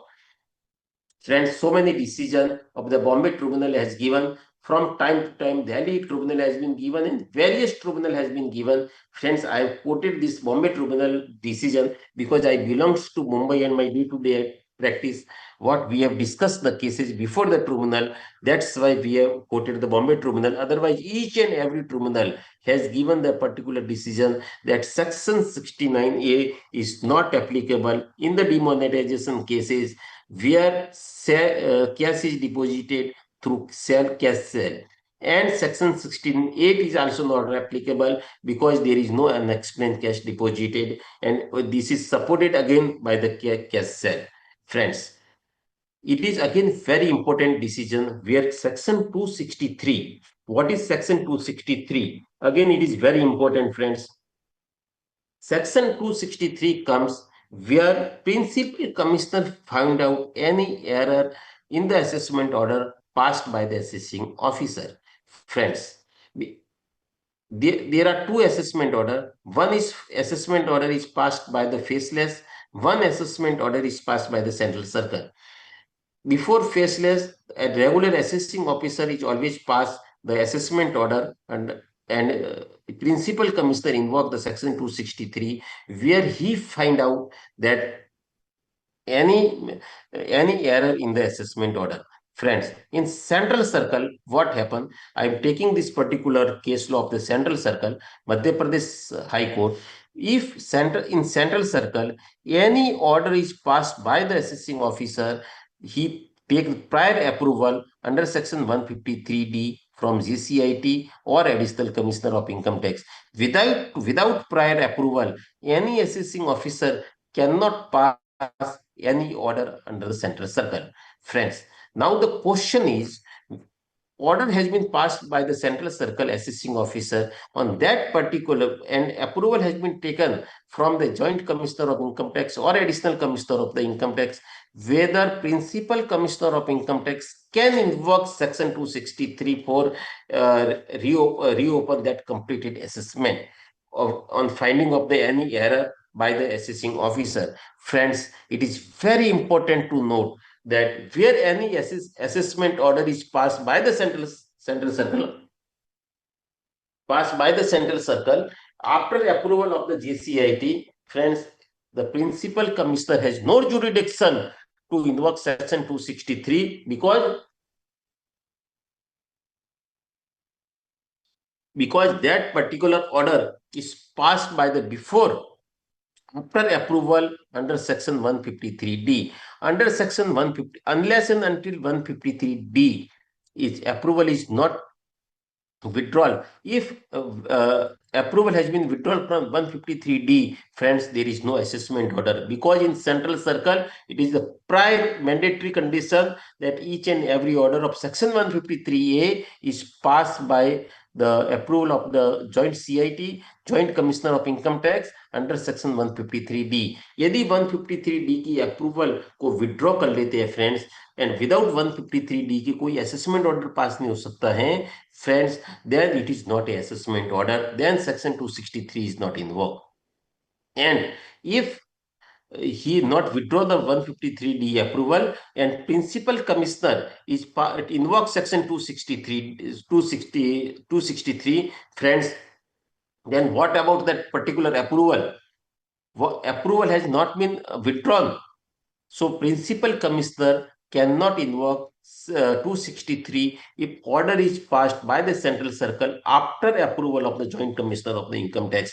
This particular all cases where search has been done, and after the search, friends, this particular after the search, all assessment is done by the central circle. Section 153D approval is very important, and principal commissioner cannot invoke this particular section 263. The Delhi Tribunal and the Madhya Pradesh High Court, Delhi Tribunal, and so many tribunal has given, so many High Court has given this particular decision. Friends, I take 3 to 4 important judgment which I think best, because we also take the question answer for 10 minutes.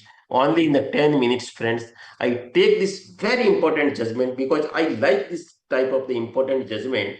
Appropriate and reprobate. What is appropriate and reprobate? Friends, again, it is very important word, appropriate and reprobate. I think so many persons have heard to this particular word first time also. Friends, appropriate and reprobate, if assessing officer is accepting your books of account, one-sided he is accepting your books of account, that this audited books of account is correct books of account, and another hand he is saying that this loan is bogus, this purchase is bogus, this sale is bogus, this expenses is bogus, friends, the appropriate and reprobate says that secondly, the revenue has to consequently reduce return income if case against assesses inflating books in genuine sale, purchase and revenue cannot appropriate and reprobate. एक side तो revenue कह रहे हैं कि ये books ठीक है, आपकी बुक्स ऑफ अकाउंट ठीक है. Another side he is saying that it is the inflating books, ingenuine sell, ingenuine purchase, ingenuine loan. One-sided he's saying that we are accepting, and one-sided he's saying that these three things are bogus. These phrases are borrowed from the Scott laws. They would only mean that no party can be allowed to accept and reject the same thing. They would only mean that what is appropriate and appropriate.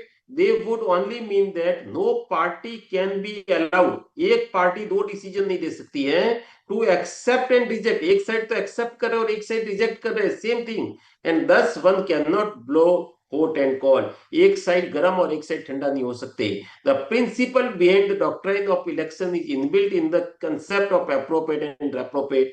Once again, it is principle of the equity coming under the counters of the common law. Therefore, he who knows that if he object to an instrument, he will not get the benefit he wants, cannot be allowed to do so while enjoying the fruits. Friends, it is very important case law. One-sided department is saying that this is right, and one-sided department is saying that is wrong. At one point of time, blow hot and cold, all the things he cannot do. Friends, one side he is accepting your books of account, and one side he is rejecting that you have inflated books of account, ingenuine sell, purchase. Same point of time, the same person cannot give two decision. This is called appropriate and appropriate. It is very important decision. Again, friends, this is my second last. Friends, your case has been reopened for more than 3 years under section 148, and approval has been taken from the principal CCID. Friends, at the time of the assessment, the assessing officer has find out that this transaction is not more than 50 lakhs rupees. This transaction is only for the 43 lakhs of the rupees, and he has added under section 148 assessment order only 43 lakhs of the rupees, and the transaction was more than 3 years. Whether that assessment order is valid order or not, question is well before us, because at the time of the 148 AB and 148 AD, he has mentioned that more than 50 lakhs of the rupees, and he has reopened that particular case under section 148. But at the time of the assessment proceeding, assessing officer has find out that this transaction is not more than 50 lakhs rupees, only for the 43 lakhs of the rupees, whether addition has been sustained or not. Sometime what happens, friends, when you are purchasing the flat, 45 lakhs rupees you have purchased the flats. That 45 lakhs rupees, at the time of the sub-registrar data, at the time of the registry, 2-time punch has been done. On that particular scenario, the transaction of 90 lakhs of the rupees, and when assessing officer has seen that this is only one transaction of 45 lakhs of the rupees, he added 45 lakhs of the rupees.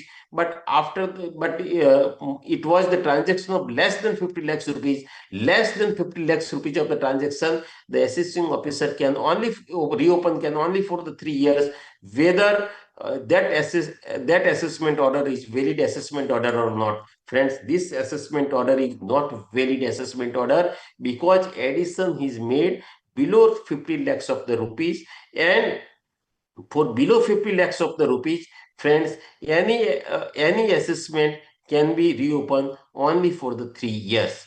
Friends, this is very important case law. And friends, whether assessment order itself is valid or void when order under section 263 passed under revisionary authority remains unsustained. Friends, it is again very important case law. It is established by law that provision of section 153D is mandatory to initiate assessment or reassessment under section 153C, and section 263 any order does not include an order which is void and in vitro.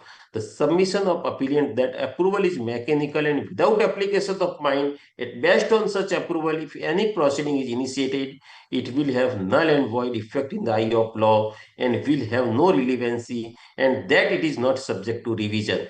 Friends, it is again very important that where if section 153D is for what? 153D is for the approval, sanction as the mandatory initiate assessment and reassessment for 153C. If section 153D is itself is bad in law, friends, for the sanction, section 263 again cannot be invoked by the principal chief commissioner of the income tax. Friends, with these words, I thanks to each one of you for the patience hearing and whatever knowledge I have gained in my last 20 years of the experience, friends, today I have said. And after that, friends, I want to say 2-3 things what we are doing at the Central Council from, because this particular year I am a vice chairman of the International Tax Committee and the chairman of the peer review board. Friends, if your firm is having more than three or more than three partners before 31st December 2026, friends, your firm must be gone through the under peer review. Friends, for this particular year, we have given the relaxation for the bank branch audit. From next year, it is compulsory. If your firm has not gone through the peer review, you cannot accept the bank audit and sign the bank audit. So, and friends, if you are a auditor of the listed company, if you are a auditor of any bank, if you are a auditor of any company where public fund has been involved, friends, if your firm has not gone through the peer review, immediately you file form number 1A with the peer review board. Otherwise, all the legal consequences has been faced by your firm. I am again vice chairman of the International Tax Committee, and we are doing fantastic work for the all the international course, US international course, Middle East international course, and for the UK international course, which recently we are launching for the certification course and the diploma course. Friends, what is difference between the certification course and the diploma? Just I explain. For the diploma, you can write on your visiting card, you have done this diploma in this particular course, but certification course you cannot be right. If your firm has gone through the peer review, friends, the CAG is also awarded 25 marks to your firm for the empanelment. So it is very necessary that your firm has been done the peer review, taken the peer review certificate from the peer review board. Now we are also revising the guidelines from the peer review board, and certain more criteria we are taking as international tax practice, friends. So my request to each one of you that if your firm is eligible for the peer review certificate, just to apply in form number 1 with the certain formalities, you will get your peer review certificate. So you need not to be afraid for the peer review, friends. Every week we do the webinar from International Tax Committee, Direct Tax Committee, GST Committee, various committee, for benefit of my each and every member. We call good to good speaker from across the country. Friends, you take the maximum benefit of my each and every speaker. Again, one most important thing, before 1/4/2026, it was ruled that any one of the partner can sign the tax audit report on behalf of the another partner.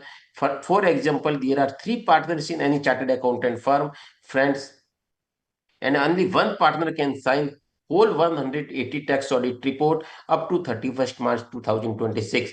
From 1/4/2026, friend, it is only one partner can sign on individual capacity 60 tax audit report, and another partner will also sign 60 tax audit report. Third partner will also sign that 60 tax audit report. Friends, I mean to say that one partner can sign maximum 60 tax audit report from 1/4/2026. So my request to each one of you, because we have council has amended this particular provision.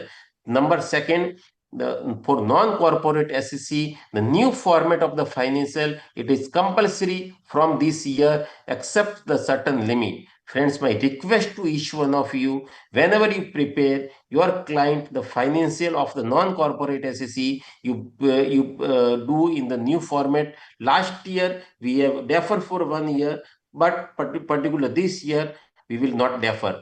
With these words again, friends, I thanks to my each and every person who is hearing, because person who is not doing the practice in the income tax, for that particular person it is very bore, and person who is doing the practical practice in the income tax and the GST, and for that it is the relevant. But whatever I said, that is relevant or not for you, I don't know, friends, but you patiently heard me in last 1 hour and 15 minutes.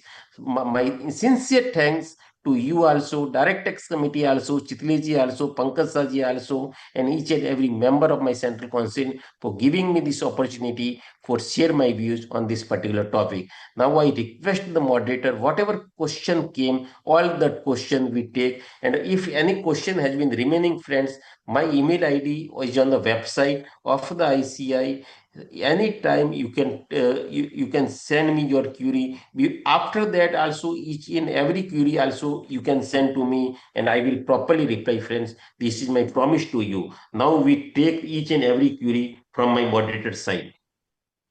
So, firstly, thanks a lot, sir, for this exceptionally lucid and inclusive walkthrough of the recent landmark pronouncements of the Honorable Supreme Courts, High Courts, Tribunals. One common query that we've had is the is pertaining to the presentation. So that would be available on the Yes, ICAI yes, TV yes. ICI in TV, it next. is available. If any person want from me, friends, just you tell on my WhatsApp number or mail. I will from my personal side, I will also provide to you. And friends, also mail to me so many all other judgment also, because of the limited time period. I have covered this only 85 slide only, but whatever lot of material with me, I will also share with you. And sir, one more thing, your session was for 1 hour 40 minutes. I believe all the participants were glued to their screens and were just awaiting. There was a lot of there has been a lot of value addition to the members. So, sir, on the Q&A, the first question is, so what is the impact of Tiger Global on FIIs? FIIs, friends, we will take separate on this particular topic because it is again take 1 hour, friends. Okay. Yes, I will take this course from my International Tax Committee. I will again come on this screen, friends. Okay, sir. Sir, the another query is, in several instances, notice under Section 148 of the Income Tax Act were issued prior to March 31, 2021, but the subsequent assessments were completed by NFAC before March 31, 2022 under Section 147 read with Section 144B of the Act. We have challenged such an assessment before the Honorable Madras High Court, which found that a prima facie case was established and accordingly granted an interim stay. Our primary ground of challenge is that Section 147 was only incorporated in the faceless assessment scheme under Section 144B by the Finance Act 2022 with effect from April 1, 2022. Consequently, the assessment order passed by NFAC I prior understood. to this date. I understood. Friends, I have not discussed the Hexaware case. Again, it is very important case now the Supreme Court has again remanded back to the High Court, and this Hexaware case where all the 148 notice issued by the JAO, friends, the JAO cannot be issued the notice under Section 148 because it is written in the Act, in the law, that each and every notice is issued by only the FAO faceless assessment scheme order. Friends, the Supreme Court has remanded it back because several High Court has given this judgment in the favor of the SSC, and department has filed the appeal filed before the Supreme Court, and Supreme Court has remanded because in this particular budget the section has been amended with the retrospective effect, and the Supreme Court has again remanded back to all the High Court, respective High Court, to analyze the retrospective amendment, friends. But I am hopeful that because of the retrospective amendment, and the stake is the high, but as a natural justice, the High Court and Supreme Court will give in the favor of the SSC, because when this particular section has been drafted, that particular time it is mentioned that no notice has been issued by the jurisdictional assessing officer. So, but the notice issued by the jurisdictional assessing officer for 148, it is bad in law as per my view. Several High Court has given similar view, but Supreme Court has again remanded back because the amendment in this particular budget. So we will wait until the Supreme Court has given the decision for the JAO, FAO and the Hexaware issue. But sir, I believe the question was other ways round, that the Yes. assessment has been completed by FAO in place of JAO. So in such a scenario, Assessment has been completed by the FAO, but notice uh, has been issued by the JAO. yes, so the primary question was on Question is for notice. Question is no, not for question is for assessment. order, sir. Question is for order. Question is for order. Yes, sir. So order is done by the FAO. Yes, sir. Order Faceless is done by assessment. FAO, and they are stating that the faceless assessment came with effect from 1st April 2022, and the Okay, order was okay, done prior to that. okay. So Question is notice has been issued before 30th March 2021, and yes, order has been done by the FAO. So what is the consequential effect? yes, This sir. is the question. Correct, sir. And the assessment order has been done before 31st March 2022. Yes, yes. Again on this particular issue, some of the High Court is given the favor, but matter is pending before the Supreme Court. Okay, sir. Yes. Sir, the next question is any judgment on denial of 12A registration for charitable trust, wherein Yes, there was there a are several. There late are filing pertaining pursuant to late filing of renewal application. Yes, yes, understood, sir. There are several judgment of the tribunal because directly this appeal is done by the tribunal only. There is no route of the CIT appeal, and and the tribunal has given several decisions on this particular ground for the 12AA registration renewal because in until friends until there are several trusts in the India, and until the sum of the trust has not filed the renewal application because of the trustee dispute, because of some trustee has been died, and several reason is there. But as a natural justice, if you have not filed the renewal application within the prescribed time limit, you will win, friends. You file the appeal before the tribunal, and tribunal has also given the decision. And friends, I will share some of the judgment with you. Just you mail to me. My mail ID is Vishnu Agarwal at the rate of ICAI.in, and this mail ID is hosted on the ICAI website. Uh, Sir, can cross-examination be demanded at the time of first appeal hearing? Yes, you can demand, friends, but at the time of assessment proceeding, if you demand, then 100% you are right.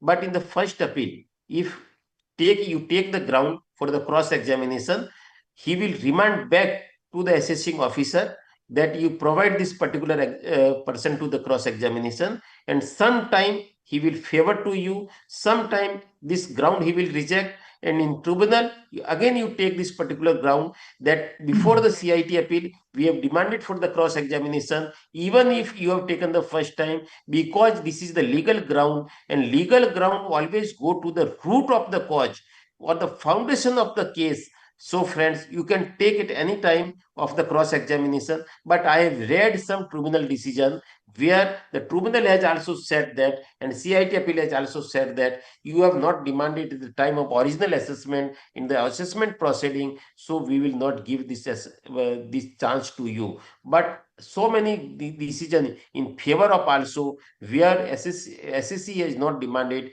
at the time of the assessment proceeding, and he has taken the first appeal, and commissioner appeal has rejected, but tribunal has accepted that you have taken on this ground in the CIT appeal, and CIT appeal has not remanded back to the assessing officer.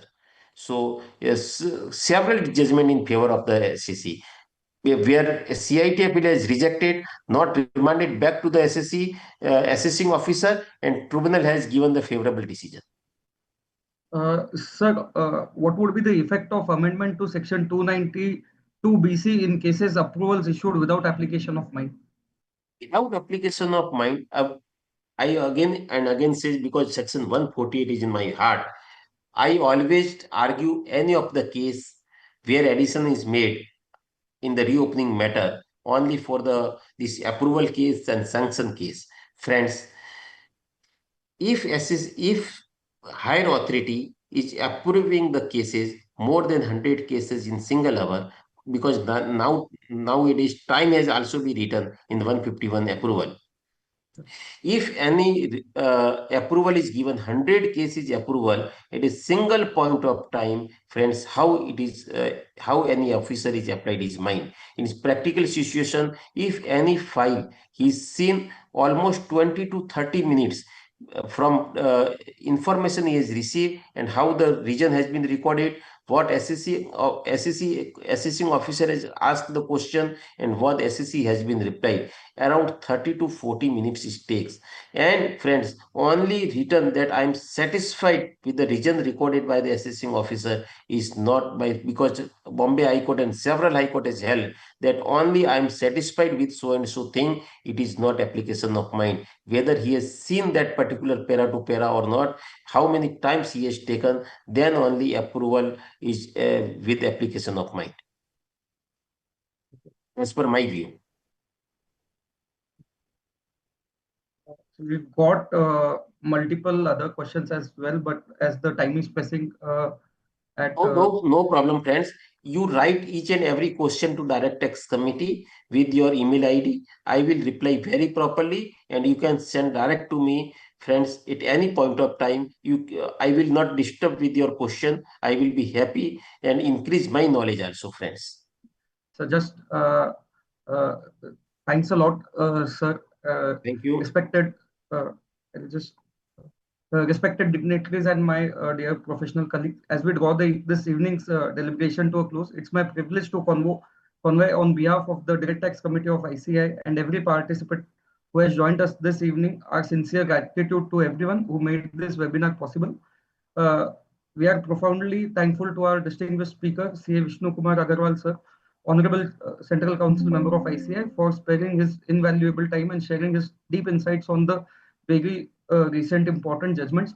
Also, sir, we thank you for throwing light on the peer review processes as well. The Our heartfelt thanks also to CA Chandrasekhar Chitle sir, Chairman of the Direct Tax Committee, ICA, for his gracious welcome address that set the tone for this evening and for his continued leadership in ensuring that the committee remains at the forefront of capacity building initiatives for our professions. We are equally grateful to CA Pankaj Shahji, Vice Chairman of the Direct Tax Committee, ICA, for his thoughtful opening remarks that beautifully framed the relevance of this judicial pronouncement in our day-to-day practice. I would also like to place on record my sincere appreciation for the Direct Tax Committee of the ICI, its secretariat, and the entire technical and backend team, whose seamless coordination has enabled us to bring this webinar to your screens without a hitch.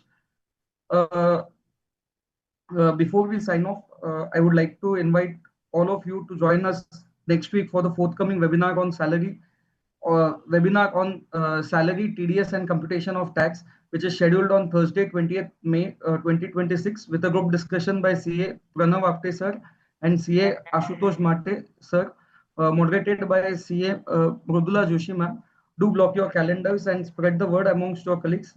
With this, on behalf of the Direct Tax Committee of the ICI, I formally bring this evening's webinar to a close, wishing you all a very pleasant evening and looking forward to your continued and enthusiastic participations in the committee's forthcoming initiatives. Thank you and Jai Hind.